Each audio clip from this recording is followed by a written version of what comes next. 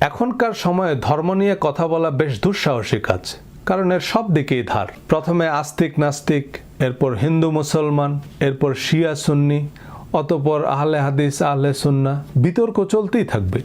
তবে মনোযোগ দিয়ে শেষ লাইন পর্যন্ত দেখলে আপনি যেই মতাবলম্বী হন, এই ভিডিওটি আপনার চিন্তায় একটা আমূল পরিবর্তন আনবে, এটা জোর দিয়ে বলতে পারি। Well, you will not be entertained, I am not a comedian, কিন্তু আপনি অনেক সমৃদ্ধ হবেন। এসব আমার ব্যক্তিগত ভাবনা বা দৃষ্টিভঙ্গি। আমার বোঝায় অবশ্যই ভুল থাকতে পারে, আবার আমার বক্তব্যকেও আপনি ভুল বুঝতে পারেন। তাই আপনার ভাবনা বা মতামত কমেন্টে জানালে আমরা সবাই নিজেদের আরও সমৃদ্ধ, আরও পরিণত করার সুযোগ পাব। আমি কোনো ধর্ম প্রচারক নই। আমার আলোচনার উদ্দেশ্য কারো ধর্ম বিশ্বাস অবিশ্বাসকে প্রভাবিত করা নয়, বরং আমাদের সামগ্রিক আচার আচরণে ধর্মের প্রভাব বা ধর্মীয় ব্যাখ্যার ভূমিকা বিশ্লেষণ করা। আমি পার্সোনাল ডেভেলপমেন্ট ট্রেনার, তবে পার্সোনাল ডেভেলপমেন্টের আলোচনায় ধর্ম নিয়ে কেন কথা বলছি, এই ভিডিওতে তার জবাব পাবেন। ধর্মের মৌলিক শিক্ষা কী, কোর বিউটি কী, সেটাই এই ভিডিওর মূল বক্তব্য। ধর্ম বিষয়ক কোনো বক্তব্যকে বৈজ্ঞানিক না অবৈজ্ঞানিক হিসাবে নেব, এটা প্রাথমিকভাবে নির্ভর করে আমাদের এক্সিস্টিং ধর্মীয় বিশ্বাস বা রিলিজিয়াস মাইন্ডসেটের উপর।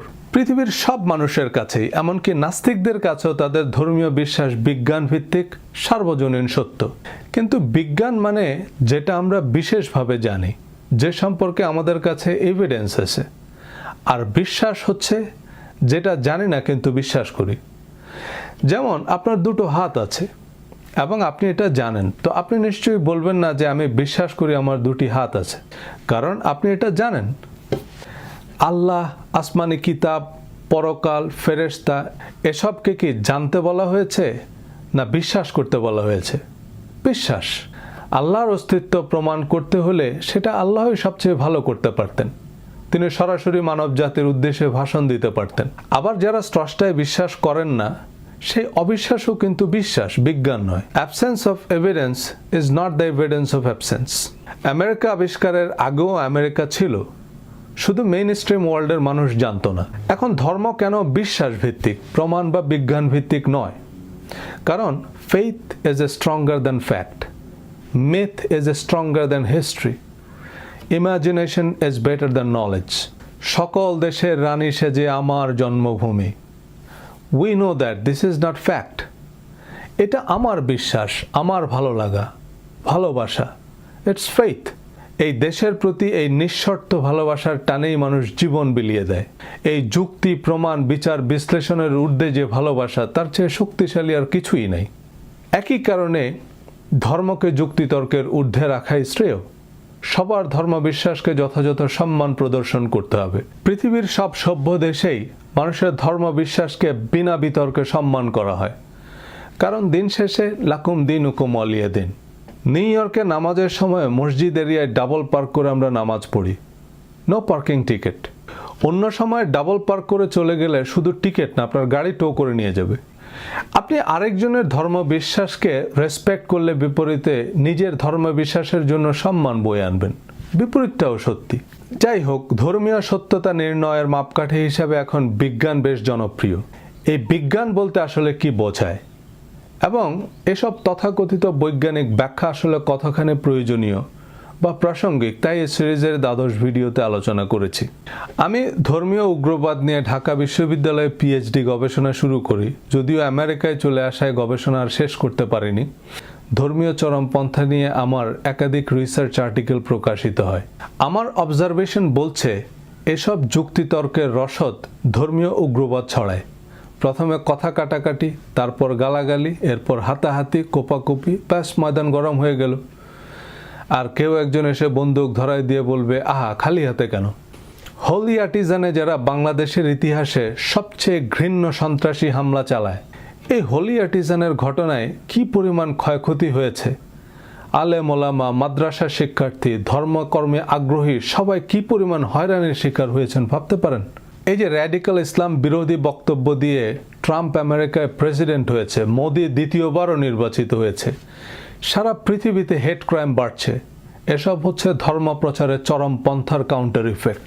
ইসলামের নামে যারা টুইন টাওয়ারে হামলা করে, তারা মুসলমানদের জন্য কত বড় সর্বনাশ ডেকে এনেছেন ভাবতে পারেন? টুইন টাওয়ারের নিহতদের প্রতি বছর শ্রদ্ধা আর ভালোবাসার সাথেই স্মরণ করা হয়, কিন্তু টুইন টাওয়ার হামলার কাউন্টার ইফেক্ট হিসাবে সারা দুনিয়ায় কত মিলিয়ন মুসলমান নির্বিচারে মরে।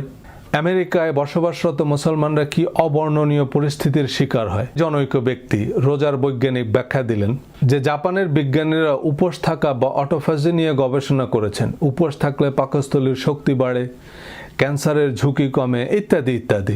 এসব ব্যাখ্যা ফেসবুকে ভাইরাল, কিন্তু এসব তো অটোফেজির ফজিলত, রোজার ফজিলত নয়। উপোস থাকা আর রোজা এক নয় স্যার। আমি সকাল 10টা থেকে রাত 10টা পর্যন্ত উপোস থাকলে আমার অটোফেজি হবে, রোজা কি হবে? বা রমজানের পরিবর্তে রবিউল আউয়াল মাসে রোজা রাখলে কি ফরজ আদায় হবে? তো শেষ পর্যন্ত আপনাকে আসল জায়গায় আসতে হবে। আমার গন্তব্য যখন নির্ধারিত যে ঢাকা থেকে চিটাগং যাব, তো সোজা রাস্তা ধরি। খামাখা দিল্লি, আগ্রা, কাঠমান্ডু ঘুরে যাওয়ার মানে কি? যাদের ধর্মবিশ্বাসে লিকেজ আছে, হাওয়া থাকে না, তাদের এসব অখাদ্য যুক্তির দরকার হয়। এসব আপনাকে তর্ক করার রসদ যোগাবে, ভালো বিতার্কিক বানাবে। যুক্তি ফুরিয়ে গেলেও গালিগালা, ছুরি চাপাতি ব্যবহার করে হলেও আপনি জিতবেন। ইসলাম ধর্মের একজন ছাত্র হিসাবে আমার মূল্যায়ন এই তর্কবাগেশরা হচ্ছে আউল বাউল লালনের দেশে মাইকেল জ্যাকসন। আমি ব্যক্তিগতভাবে অনেক বিজ্ঞ আলেম গবেষককে চিনি যারা সোশ্যাল মিডিয়ায় ভাইরাল হওয়ার কৌশল না জানার কারণে বা এসবে ব্যক্তিগত অনাগ্রহের কারণে টেলিভিশন, ফেসবুক, ইউটিউবে জনপ্রিয় না হলেও সত্যিকারের ধর্মীয় জ্ঞানে অত্যন্ত সমৃদ্ধ। কিন্তু তথাকথিত ধর্মবেত্তা এসব অ্যাটেনশন ইঞ্জিনিয়ারদের কারণে প্রকৃত আলেমদের খুঁজে পাওয়া এবং ধর্মের যে মূল সৌন্দর্য তা অনুধাবন করা হয় না। খোদ মার্কিন যুক্তরাষ্ট্রে যেখানে most popular and best selling কবি আল্লামা জালালউদ্দিন রুমি, যেখানে পৃথিবীর ইতিহাসের সর্বকালের সেরা 100 বইয়ের তালিকায় আছে আল্লামা শেখ সাদির বোস্তা, সেখানে আমরা দল বেঁধে প্যারাডক্সিক্যাল সাজিদ পড়ি।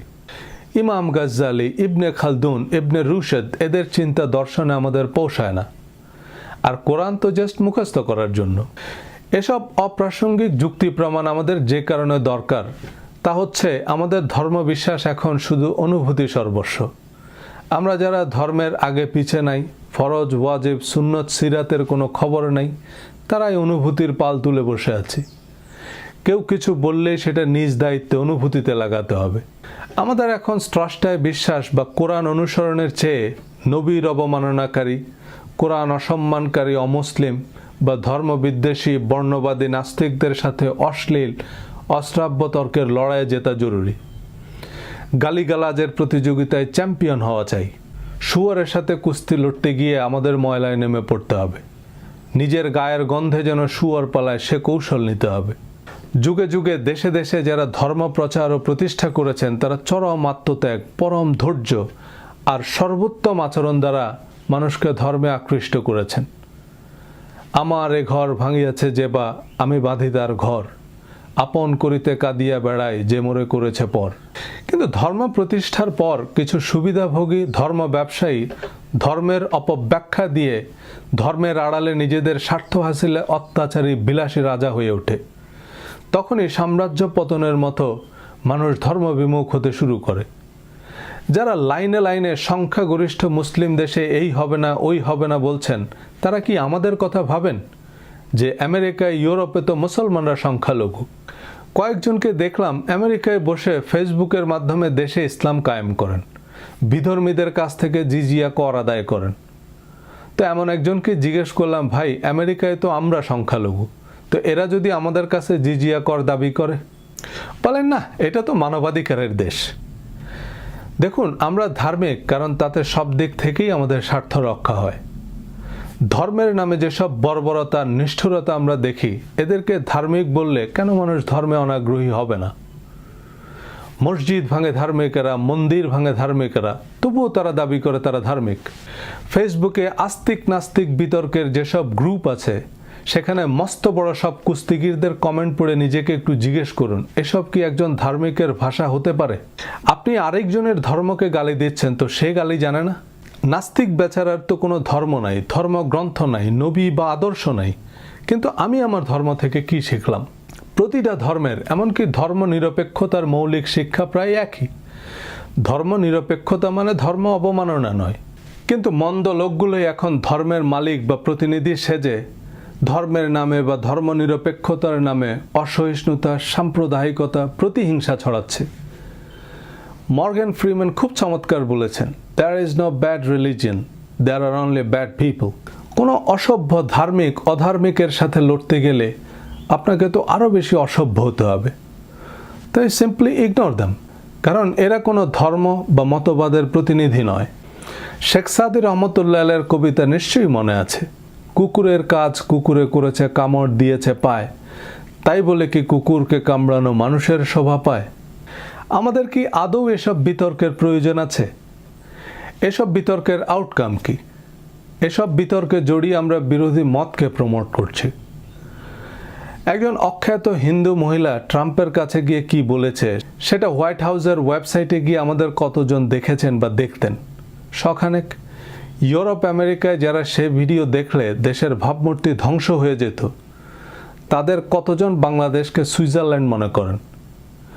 বা কতজন তার এই ইংরেজি বুঝত বা তার সে বক্তব্যকে আমলে নিত? কিন্তু তার সে বক্তব্য সকলের কাছে অত্যন্ত গুরুত্বের সাথে পৌঁছে দেওয়ার ইমানি দায়িত্ব আমরা নিয়েছি। সমালোচনার নামে আমরা নেগেটিভিটি প্রমোট করি। এজন্যই বলা হয় বোকা বন্ধুর চেয়ে বুদ্ধিমান শত্রু উত্তম।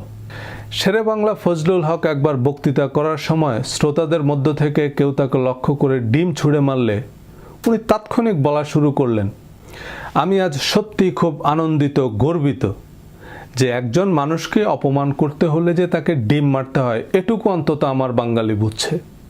ফিজিক্স, কেমিস্ট্রি, মহাকাশ বিজ্ঞান, ডারউইন, কোপার্নিকাস ছেড়ে নিজেদের বেশ জ্ঞানী প্রমাণ করতে গিয়ে আমরা নিজেদের মূর্খ প্রমাণ করছি। আগের ভিডিওতে বলেছি যে বিজ্ঞান মানে বিশেষ জ্ঞান, আর বিশেষজ্ঞ মানে কোনো একটা বিশেষ বিষয়ে যিনি বিজ্ঞ বা যার গবেষণা লব্ধ জ্ঞান আছে।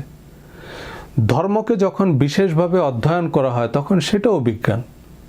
বিজ্ঞানের বিপরীতার্থক শব্দ কি হতে পারে? খুব সম্ভবত মিথ বা সুনির্দিষ্ট তথ্য প্রমাণহীন লোকগাথা। কিন্তু এই মিথ নিয়ে যখন গবেষণা করা হয় তখন আবার তা মিথোলজি। এখন একজন মানুষ তো দুনিয়ার সব বিষয়ে বিশেষজ্ঞ হতে পারে না। আপনি সবার থিওরি ভুল প্রমাণ করেন বা অনেক নাস্তিকরা এসব থিওরির আলোকে ধর্মকে ভুল প্রমাণ করে, তো আপনার ডিসিপ্লিন কোনটা? কিন্তু এসব থিওরি ভুল প্রমাণ করার কি দায় আমার? আমি বিশ্বাস করি আল্লাহ এই বিশ্ব ব্রহ্মাণ্ডের স্রষ্টা, আর কোরআন তার বাণী। আবার ডারউইনের এক কথায় আমার ডায়রিয়া শুরু হয়ে যায়, আমাকে ডাক্তার সাহেবের কাছে দৌড়াতে হয়। তো আবার কেমন বিশ্বাস? ডারউইন ছিলেন একজন বায়োলজিস্ট। তিনি প্রাণের বিবর্তন নিয়ে গবেষণা করেছেন। তার সমসাময়িক কালে এবং পরবর্তীতে আরও অনেকেই বিষয়ে গবেষণা করেন। রাসেল ওয়ালেসও একই সময়ে একই সিদ্ধান্তে পৌঁছান। একই সাথে তাদের দুজনের বই প্রকাশিত হয়। কিন্তু ডারউইন আগে থেকেই বেশ বিখ্যাত ছিলেন, তার ফ্যান ফলোয়ার, সাবস্ক্রাইবার বেশি ছিল। সো ডারউইন পায়োনিয়ার হিসাবে পরিচিতি পায়। কিন্তু রাসেল ওয়ালেস শুধু আস্তিকই ছিলেন না, বেশ ধার্মিকও ছিলেন।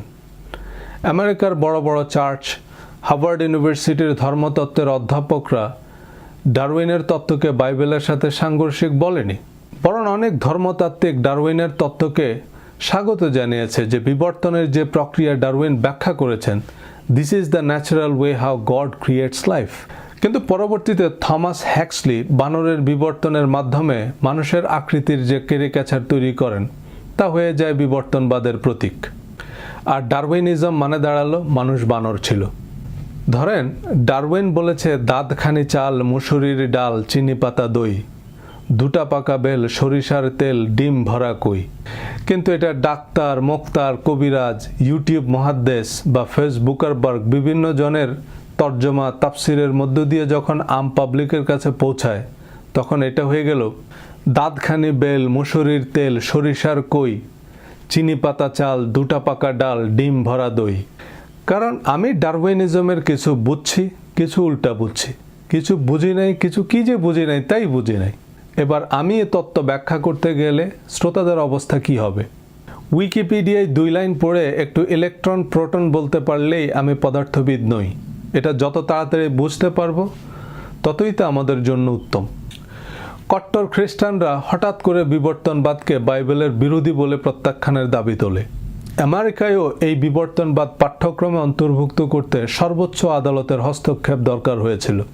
আবার যারা বিভিন্ন বৈজ্ঞানিক তত্ত্বের ভিত্তিতে ধর্মকে চ্যালেঞ্জ করেন তাদের জন্য সোজা উত্তর, ডারউইন যাই বলেছে তা তার জন্য বা সংশ্লিষ্ট ডিসিপ্লিনের যারা ছাত্র, শিক্ষক বা গবেষক তাদের জন্য বিজ্ঞান, কারণ সে বিষয়ে তাদের বিস্তর গবেষণালব্ধ বিশেষ জ্ঞান আছে। কিন্তু আমার জন্য তো তা বিজ্ঞান নয়, কারণ সে বিষয়ে বিশেষ জ্ঞান তো দূরে থাক, কোনো জ্ঞানই তো আমার নেই। আচ্ছা, বহু চেষ্টা তদবির করে না হয় বিবর্তনবাদ বুঝলাম, তো কালকে আবার আরেক বিজ্ঞানী আবর্তনবাদের থিওরি দিবে, তা আমি মানুষ একজন কয়টা বুঝবো? এখন কোনো ব্যক্তিগত বিচার বিশ্লেষণ ছাড়া নাসা, হকিংস, ডারউইন, কোপার্নিকাসের নিঃশর্ত বিশ্বাস স্থাপন কি বৈজ্ঞানিক? আমাদের আম জনতার জন্য এসব বৈজ্ঞানিক তত্ত্বে বিশ্বাস বা অবিশ্বাস তো হাওয়ার উপরেই বিশ্বাস। আমরা এসব বড় বড় বিজ্ঞানীদের তত্ত্ব নির্দ্বিধায় বিশ্বাস করি, কারণ এখন বিজ্ঞানের পাল্লা ভারী, এদিকে হাওয়া বেশ জোরালো। মেডিকেল সায়েন্স তো নির্ভেজাল বিজ্ঞান, কিন্তু সে বিজ্ঞানের আমি কি বুঝি? আমরা যে ডাক্তার বা হসপিটালের নাম ডাক শুনি সেখানেই ছুটে যাই। ডাক্তার কি পরীক্ষা নিরীক্ষা করলো, কি ঔষধ দিল, কেন দিল, তার আমি কি বুঝবো? ডাক্তার বিষ প্রেসক্রাইব করলে তো আমি বিষ খেয়ে মারা যাব। সুতরাং ডাক্তারকে বিশ্বাস করা আমার জন্য জ্যোতিষীকে বিশ্বাস করার মতোই, কারণ আমি অন্ধ, আমার তো দিন রাত সবই সমান। বিজ্ঞান অজ্ঞান আমার কাছে একই। আশেপাশের 10 জন যদি বলে এটা ফুলবাগান, আমিও বলবো বাহ কি সুগন্ধ। কলম্বিয়া ইউনিভার্সিটির সামাজিক মনোবিজ্ঞানী সলোমন অ্যাশ মানুষের কোনো কিছু বিশ্বাস করার প্রক্রিয়া নিয়ে 1952 সালে তার বিখ্যাত কনফর্মিটি এক্সপেরিমেন্ট চালান। তিনি বেশ কিছু মানুষকে একটা হল রুমে আমন্ত্রণ জানালেন এবং একটা বোর্ডে লম্বালম্বি কয়েকটা রেখা আঁকলেন, যাতে 1 ও 3 নম্বর রেখা বেশ স্পষ্টতই সমান, বাকিগুলো পরিষ্কার বোঝা যাচ্ছিল অসমান। ইন্টারেস্টিং বিষয় হচ্ছে ওই হলরুমে বেশিরভাগ অতিথি ছিল মূলত পেইড অ্যাক্টর বা ট্রেন্ড ভলেন্টিয়ার। এবার সলোমন অ্যাশ পেইড আনপেইড অ্যাক্টরদের এক এক করে জিজ্ঞেস করলেন কোন দুটি রেখা সমান, এবং তারা যথারীতি ভুল উত্তর দেয়, যেমন 3 এবং 5 সমান, যদিও পরিষ্কার বোঝা যাচ্ছিল 3 এবং 5 নম্বর রেখা মোটেও সমান নয়। মজার ব্যাপার হচ্ছে হলে বাকি যে কজন নতুন অতিথি ছিলেন তারাও বেশ কনফিডেন্টলি ভুল উত্তর দেয়।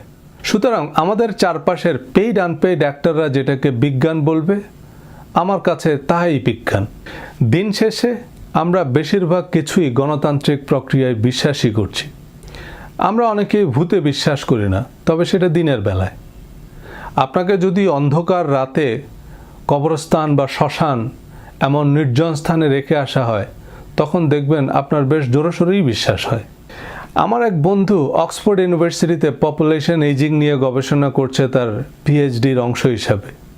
তার ফেসবুক স্ট্যাটাসে কিছুদিন আগে পপুলার সায়েন্স সম্পর্কে লিখে। অক্সফোর্ড সহ পৃথিবীর বেশিরভাগ ইউনিভার্সিটিতেই পপুলার সায়েন্স এখন জনপ্রিয় হচ্ছে।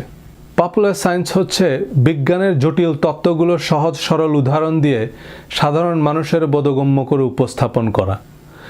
আইনস্টাইন, নিউটন, হকিংস, ডারউইন এসব সেলিব্রিটি সায়েন্টিস্টরা নিজেদের ডিসিপ্লিনের বাইরে পপুলার সায়েন্টিস্টও ছিলেন। তারা বিজ্ঞানের জটিল তত্ত্বগুলোকে সহজবোধ্য করে তা সাধারণ মানুষের কাছে পৌঁছাতে পেরেছেন। এই সহজ করাটা কিন্তু মোটেও সহজ নয়। রবীন্দ্রনাথকে একবার তার শিষ্যরা একটু সহজ করে লিখতে বললে কবিগুরু বললেন, সহজ কথা বলতে আমায় কহজে, সহজ কথা যায় না বলা সহজে।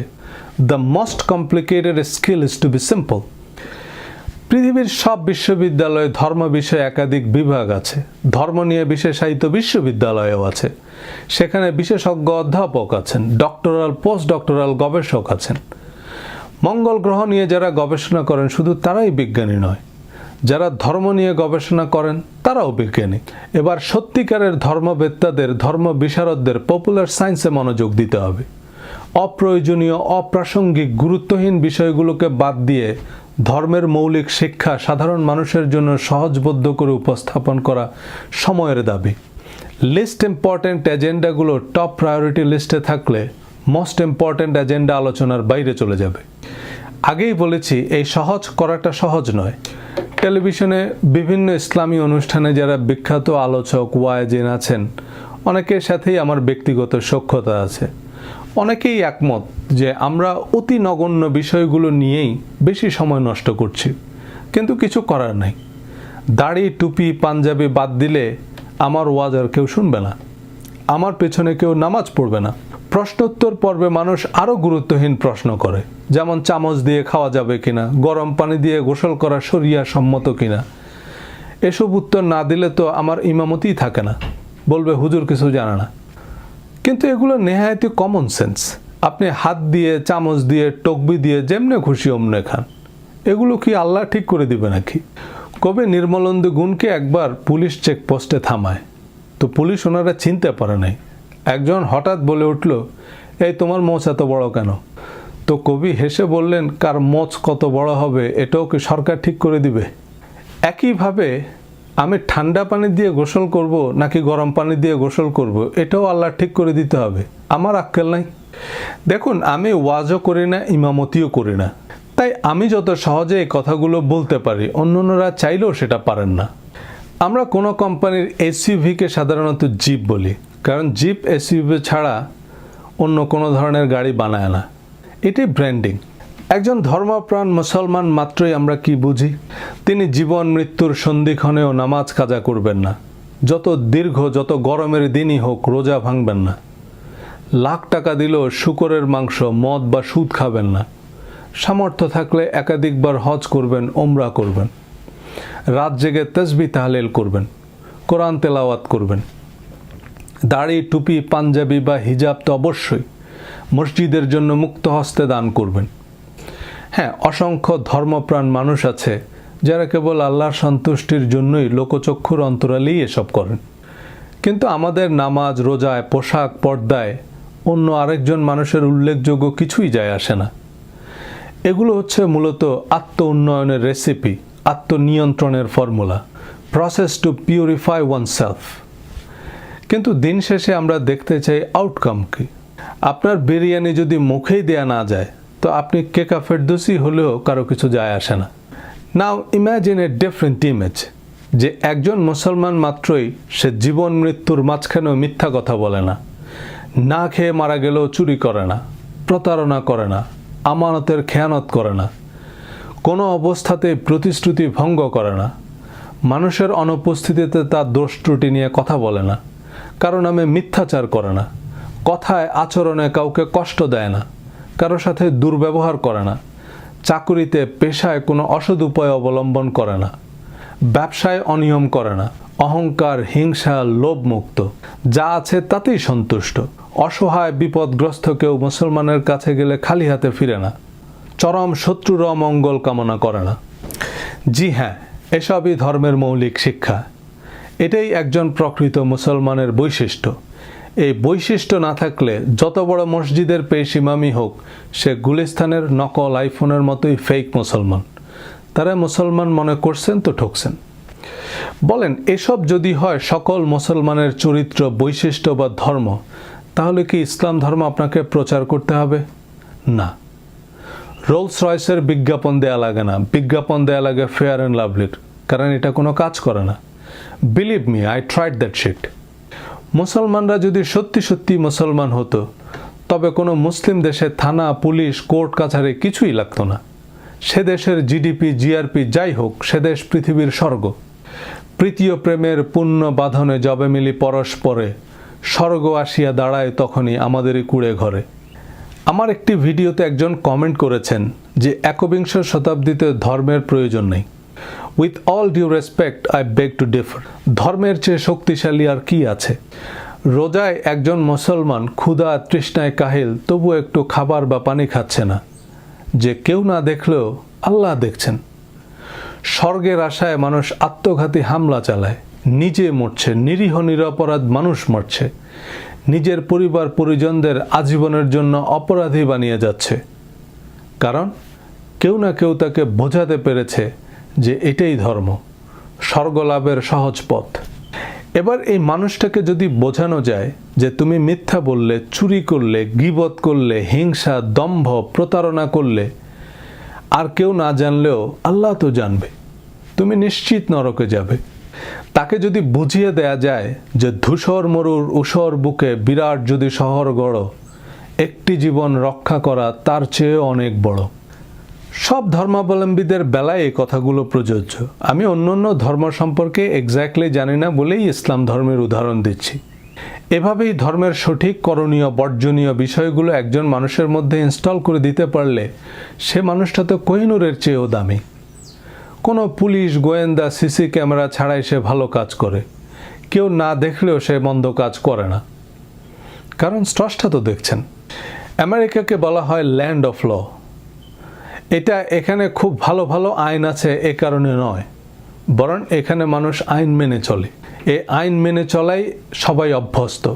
এটা সবসময় বন্দুকের ভয় নয়, বরং ওই যে সলোমন অ্যাশের কনফর্মিটি থিওরি, সবাই আইন মেনে চলে তাই আমিও মানি, আবার কেউ মানে না তো আমিও মানি না। বিভিন্নভাবে নাগরিক সচেতনতা তৈরি করা হয়, আইন মেনে চলায় উদ্বুদ্ধ করা হয়। তাতে প্রায় 90% মানুষ আইনের প্রতি শ্রদ্ধাশীল, বাকি 10%-এর জন্য পর্যাপ্ত পুলিশি ব্যবস্থা আছে।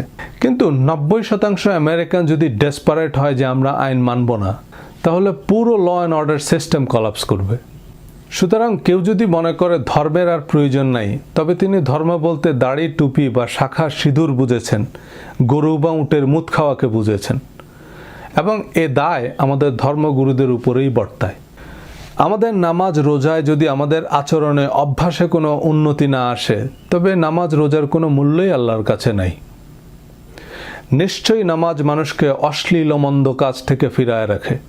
সুতরাং যার নামাজ তাকে অশ্লীল ও মন্দ কাজ থেকে ফিরাতে পারে না, তার নামাজ নামাজই না।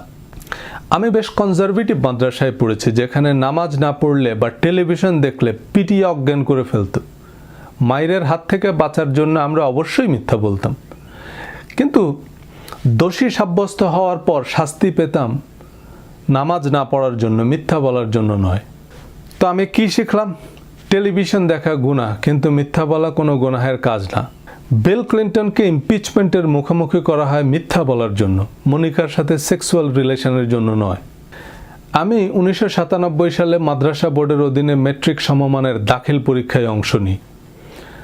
আমাদের ব্যাচে সারা বাংলাদেশে যতজন মাদ্রাসা শিক্ষার্থী অংশ নেয়, প্রায় সবার জন্ম তারিখ 1-3-83। কিভাবে সম্ভব? এই তারিখ থেকে হিসাব করলে মেট্রিক পরীক্ষায় অংশ নেবার ন্যূনতম বয়স হয়। কিন্তু এটা তো আমার জন্ম তারিখ না। সারা জীবনে কতবার জন্ম তারিখ বলার সময় বা লেখার সময় আমাদের মিথ্যা বলতে হয়েছে বা হচ্ছে? এই মিথ্যার উপর ভিত্তি করে চাকরি নিচ্ছি, ইমিগ্রেশন সুবিধা নিচ্ছি, এটা কি নৈতিক? এই মিথ্যা জন্ম তারিখ দেয়া পাসপোর্ট নিয়ে হজে যাচ্ছি। এত বড় বড় মাদ্রাসার এত বড় বড় আলেমদের মাথায় এটা আসেনি। যে মুসলমান প্রাণ বাঁচাতেও জয় শ্রীরাম বলবে না, সে মুসলমান অবলীলায় মিথ্যা কথা বলে। রেজিস্ট্রেশনের সময় অনেকের নাম পরিবর্তন করে দেয় অনেক মাদ্রাসা কর্তৃপক্ষ। আমার সজল নাম নাকি হিন্দু নাম, নামের আবার হিন্দু মুসলমান কি? আবদুল্লাহ, আমেনা, হালিমা, খাদিজা, আবু বকর, ওমর, ওসমান, আলী রাদিয়াল্লাহু তাআলা আনহু, ওনাদের এই নামগুলো তো ইসলাম গ্রহণের আগে থেকেই, এবং ইসলাম গ্রহণের পর কারোরই নাম পরিবর্তন হয়নি। সুতরাং বুঝলে বুঝপাতা, না বুঝলে তেজপাতা। আমি জানি এ মর্মে আপনি কয়েকটা হাদিসের স্ক্রিনশট দিতে পারবেন, কিন্তু ওই যে বললাম প্রায়োরিটি এবং পরিমিতি। খাবারে লবণ দিতে হবে, কিন্তু 1 কেজি মাংসে 3 কেজি লবণ দিলে তো খাবারটাই বরবাদ। আত্ম উন্নয়নের জন্য এখন সারা বিশ্বে মানুষ মেডিটেশন বা ধ্যান যোগে ল অফ অ্যাট্রাকশন চর্চা করে। এখানে খুব সেন্সিটিভ বিষয় হচ্ছে আপনি কি আউটকাম অ্যাট্রাক্ট করছেন, পজিটিভ না নেগেটিভ। নিজের মধ্যে যেরকম পরিবর্তন চাইবেন তাই পার্মানেন্ট হবে। এ কারণেই আগে ইতিবাচক পরিবর্তনের লক্ষ্যমাত্রা ঠিক করতে হবে, নইলে নেগেটিভটাই পার্মানেন্ট হবে। নামাজে দাঁড়ানোর উদ্দেশ্যই যদি হয় লোক দেখানো বা লোক ঠকানো, তবে ঠকবাজি তার চরিত্রে পার্মানেন্ট হবে। লম্বা দাড়ি টুপির পারপাস যদি হয় পকেট ভারী করা, তবে এই প্রতারণা বা ভণ্ডামি থেকে সে আর বেরোতে পারবে না। আলেম ওলামাদের প্রধান কাজ হওয়া উচিত এই আউটকাম কি হবে তার উপর জোর দেয়া। রমজানে কোন দোয়া পড়লে কত নেকি হাসিল হবে, এর চেয়ে জরুরি এটা বোঝা যে রোজাটা আসলে কেন রাখছি, এই সংযমের উদ্দেশ্য আসলে কি পরিবর্তন আনা। নবীজি নূরের তৈরি না মাটির তৈরি, রওজায় জীবিত না মৃত, এসব আল্লাহই ভালো জানেন। আমাদের তো এসব নিয়ে মাথা ঘামানোর কোনো দরকারই নেই। নবীর সিরাতের শিক্ষা নিতে হবে। কমান্ডো ইউনিফর্ম পরলেই সে কমান্ডো নয়, নবীর পোশাক পরলেই সে নবীর উম্মত নয়। কারণ একই পোশাক নবীর দুশমনরাও পরতেন। এই প্রায়োরিটি না বোঝার কারণে আমরা গুরুত্বহীন বিষয়কে গুরুত্ব দিচ্ছি। একজন হয়তো হুমহাম করে বলবেন, আল্লাহ কোরআনে ৮২ বার নামাজের কথা বলেছে, দাড়ির কথা কোরআনে নাই কিন্তু হাদিসে আছে, বুখারীতে নাই তো বাইহাকিতে আছে, ফাজায়েলে আমলে আছে, ইত্যাদি ইত্যাদি। হ্যাঁ ভাই, কিন্তু কোরআনে আরও ৬,০০০-এরও বেশি আয়াত আছে। অন্ধকে হাতি দেখানোর মতো সবাই যার যার সুবিধা মতো কোরআনের ২০-২৫টা আয়াত, গোটা ৫০ হাদিস আর কিছু গল্প স্বল্প নিয়ে দোকান খুলে বসেছে। এই দোকানদাররা কেউ আপনাকে হাতির লেজ ধরিয়ে দিয়ে বলবে, এই দেখেন হাতি হচ্ছে গিয়ে সাপের মতো। কেউ কান ধরিয়ে দিয়ে বলবে হাতি হচ্ছে আসলে কুলার মতো। আরেকজন বলবে, ধুর এই দেখেন হাতি হচ্ছে গাছের মতো, এই বলে আপনাকে হাতির পা ধরিয়ে দিবে। কয়েকজন নাস্তিককেও দেখেছি তাদের খদ্দেরের চাহিদা অনুযায়ী শখানেক আয়াত বা হাদিস জোগাড় করেছে, সেগুলোকে নিজেদের মতো পরিবেশন করছে। তারাও এখন ডক্টর নায়েকের মতো সূরা নিসার অত নম্বর আয়াত, আবু দাউদ শরীফের অত নম্বর হাদিস এভাবে রেফারেন্স দিয়ে দিয়ে কথা বলে নিজেদের ম্যাকবুক প্রো প্রমাণ করতে চায়। সবাই নিজ নিজ দোকানে ভিড় বাড়ানোর চেষ্টায় আছে, আর দোকানে দান বাক্স তো আছেই। মানুষের দানের টাকায় প্রাসাদোপম মসজিদ মন্দির তৈরি হয়, তাতে মানুষের অধিকারই উপেক্ষিত। স্বর্ণখচিত শ্বেত পাথরের মসজিদ বানাই আল্লাহকে খুশি করতে? আল্লাহ কি আমাদের এই স্বর্ণ আর শ্বেত পাথরের কাঙ্গাল? বড় কোনো স্কলারকে জিজ্ঞেস করবেন মসজিদের আসল পারপাস কি। গুলশান অ্যাভিনিউতে ১,০০০ কোটি টাকার প্রপার্টিতে একটা মসজিদ কি শুধুই শুক্রবারে ২ রাকাত নামাজ পড়ার জন্য? না। মসজিদে অসহায় মুসাফির যার হোটেলে থাকার সামর্থ্য নাই, সে রাতে ঘুমাবে। মসজিদে মানুষ দান করে, সে দানের টাকায় অভুক্ত মানুষ খাবে। মসজিদের টয়লেট সবার জন্য উন্মুক্ত থাকবে। নামাজের সময়ের বাইরে মসজিদ হবে কমিউনিটি সেন্টার, বয়স্ক শিক্ষা, শিশু শিক্ষা, টিকাদান কেন্দ্র, পাবলিক লাইব্রেরি। এক কথায় যত রকম ভালো কাজে এর ব্যবহার করা যায়। অথচ মসজিদে বড় করে লেখা থাকে মসজিদের দুনিয়াবি কথা বলা হারাম। নামাজের পর মসজিদের তালা লাগিয়ে মসজিদের পবিত্রতা রক্ষা করা হয়। কাজী নজরুল ইসলাম ৭ দিন না খাওয়া এক বুখারীকে নিয়ে কবিতা লিখেছেন, যাকে মসজিদ মন্দির থেকে খাবার না দিয়ে তাড়িয়ে দেয়া হয়, কারণ সে নামাজ পড়ে না, পূজা করে না, আল্লাহকে ডাকে না। কবির বর্ণনায় বুখারী ফিরিয়া চলে, চলিতে চলিতে বলে, ৮০টা বছর কেটে গেল আমি ডাকিনি তোমায় কভু, আমার ক্ষুধার অন্নতা বলে বন্ধ করনি প্রভু। তব মসজিদ মন্দিরে প্রভু নাই মানুষের দাবি, মোল্লা পুরুত লাগায়েছে তার সকল দুয়ারে চাবি। আল্লাহর ঘর, আল্লাহর সৃষ্টি সবার জন্যই উন্মুক্ত থাকবে। কিন্তু আমেরিকায়ও দেখছি হানাফি, সালাফি, আহলে হাদিস, লামাজহাবি সবার আলাদা আলাদা মসজিদ। হানাফি মসজিদে সালাফিদের প্রবেশ নিষেধ।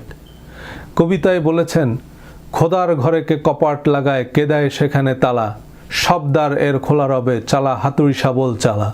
মানুষের যেমন মানুষ হতে হয়, মুসলমানকেও তেমন মুসলমান হতে হয়। নবীজি শিখিয়েছেন কিভাবে সত্যিকারের মুসলমান হতে হয়, অনন্য মানুষ হতে হয়। পরচর্চা, পরনিন্দা, মিথ্যাচার তো সাম অফ দ্য ওয়ার্স্ট ক্রাইম। নবীজি বলেছেন ৩ জন মানুষ এক জায়গায় থাকলে ২ জন ফিসফিস করে কোনো কথা বলবে না, কারণ তাতে ৩য় জন বিব্রত হয়। নবীজিকে এক সাহাবী জিজ্ঞেস করলেন, মুসলমানদের মধ্যে শ্রেষ্ঠ মুসলমান কে? নবীজি বললেন, যে মানুষের সাথে সর্বোত্তম আচরণ করে। মানুষের সাথে সর্বোত্তম আচরণ করাই স্রষ্টার সাথে সর্বোত্তম আচরণ। আমাদের নবী বলেছেন, হাসরের দিন বলিবেন খোদা, হে আদম সন্তান, আমি চেয়েছিনু ক্ষুধায় অন্ন তুমি করোনায় দান। মানুষ বলিবে, তুমি জগতের প্রভু, আমরা কেমনে খাওয়াবো তোমারে, সে কাজ কি হয় কভু? বলিবেন খোদা, ক্ষুদিত বান্দা গিয়েছিল তবদারে, মোর কাছে তুমি ফিরে পেতে তাহা যদি খাওয়াইতে তারে। দেখুন, শুধু নামাজ, রোজা, তাওয়াফ, তেলাওয়াতের জন্য তো মানুষকে দুনিয়াতে পাঠানোর কোনো দরকার ছিল না।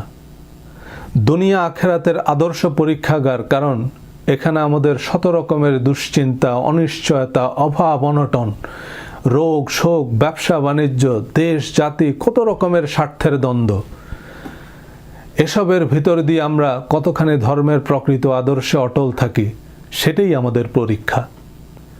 যে মানুষ শতভাগ ধর্মীয় মূল্যবোধে শক্তিমান, আখেরাতের কথা বাদ দিলাম, সে মানুষ দুনিয়াতেই অবিসংবাদিত, অনুকরণীয় আদর্শ। Thank you for your time.